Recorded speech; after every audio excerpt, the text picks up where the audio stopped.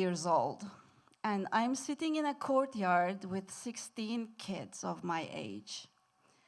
I reach out my school bag and take out a plastic bag from inside. And as soon as I start opening it, I go, oh, no, not again. She's done this again. My family and I, we moved to Algeria from Turkey a few months ago. And I'm going to that American school, and everybody looks different.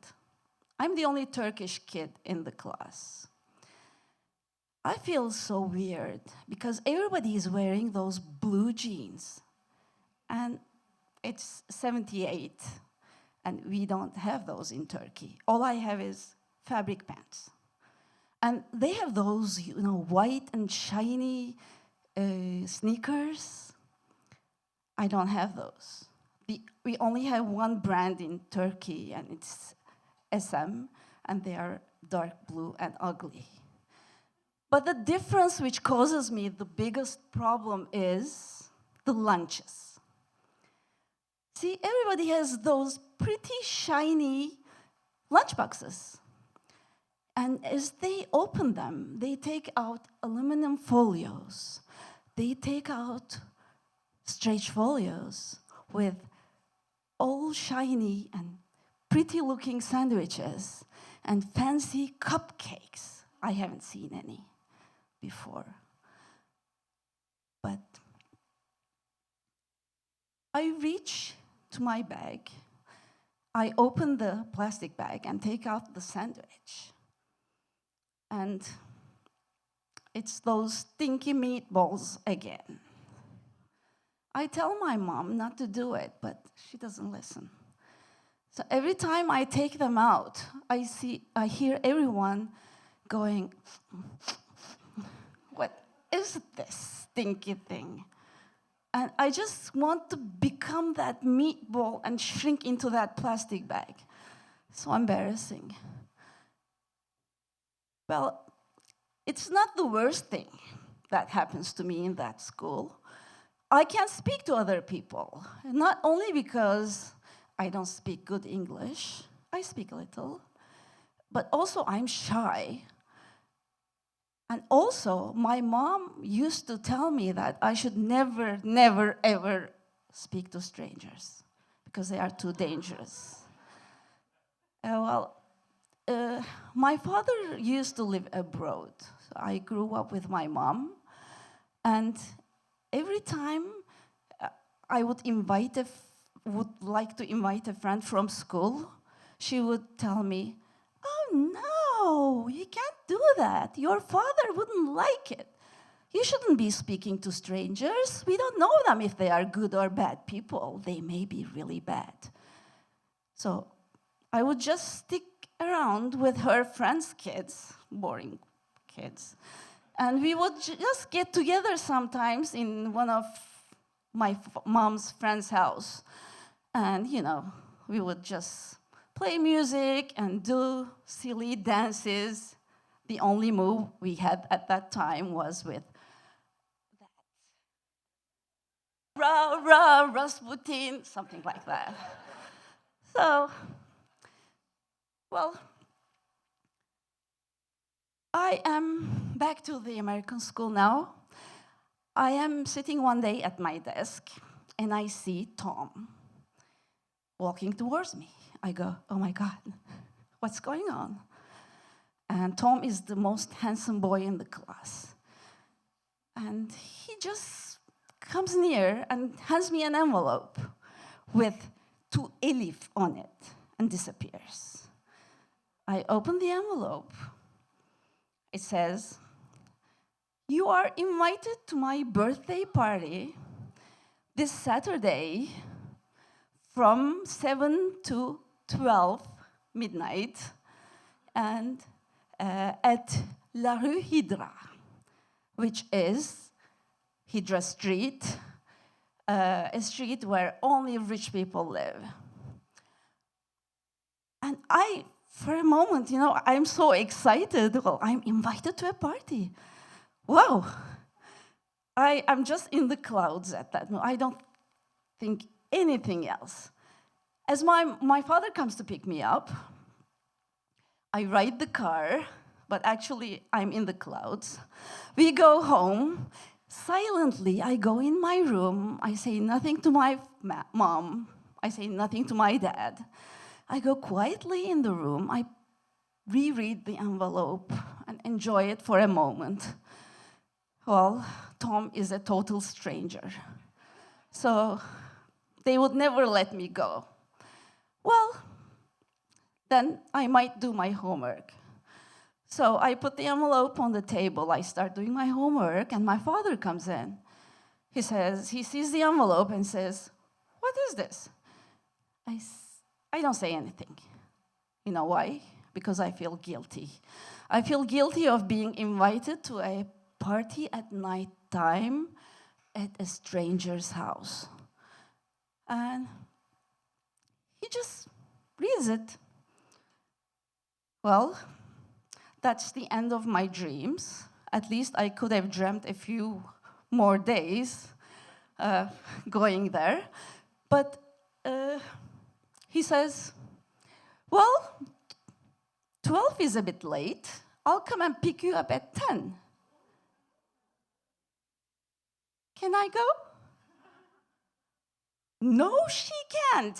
I hear my mom's voice. The house is small. She heard everything, and she comes. "She can't go."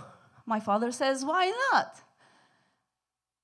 She starts, "Well, we don't know those people, and she's so little, and it's at nighttime, and they are Americans." And my father says, "Well, how is she going to ever make friends if you don't let her go?" She's not happy with it. So for a few more days, they fight over it. My father says, "She can go." My father says, "He can't go." And this goes on for hours. They fight over it. And 2 days before the party, although my mom keeps on saying that, "No, she can't go, she can't go," my father says, "No, she is going." And that's it. I trust my daughter. Then, what happens next? I don't know, because I don't know what a party looks like. I don't know what a party is. It's 70s, I repeat. You don't have Netflix. And I haven't seen a party, not even in a movie. I haven't even seen Grease yet.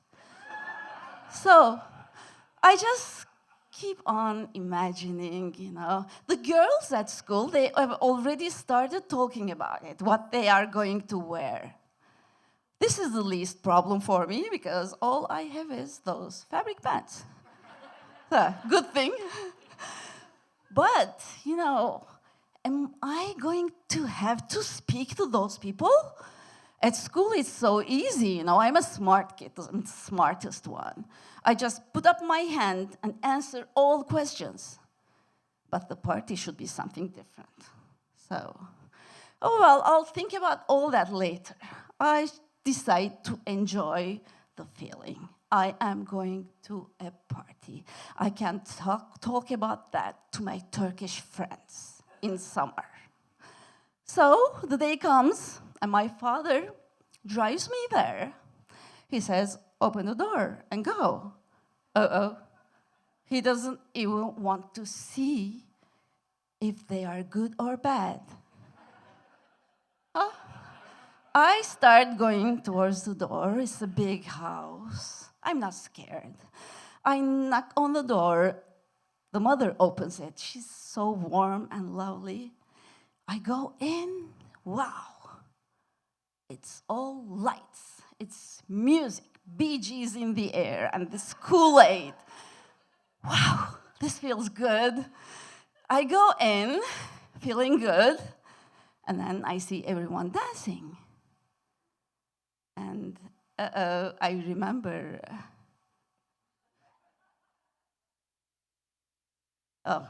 this one there.